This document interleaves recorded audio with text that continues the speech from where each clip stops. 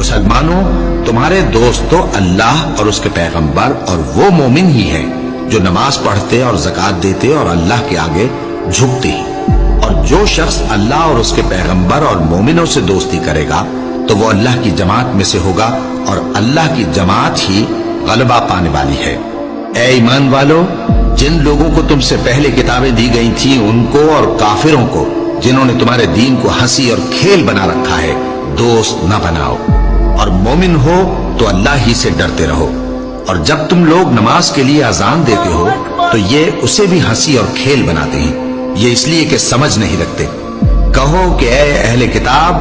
تم ہم میں برائی ہی کیا دیکھتے ہو، سوائے اس کے کہ ہم اللہ پر اور جو کتاب ہم پر نازل ہوئی اس پر اور جو کتابیں پہلے نازل ہوئی ان سب پر ایمان لائے ہیں، اور یہ کہ تم میں اکثر بد کردار ہیں۔ کہو کیا میں تمہیں بتاؤں کہ اللہ کے ہاں اس سے بھی بدتر جزا پانے والے کون ہیں؟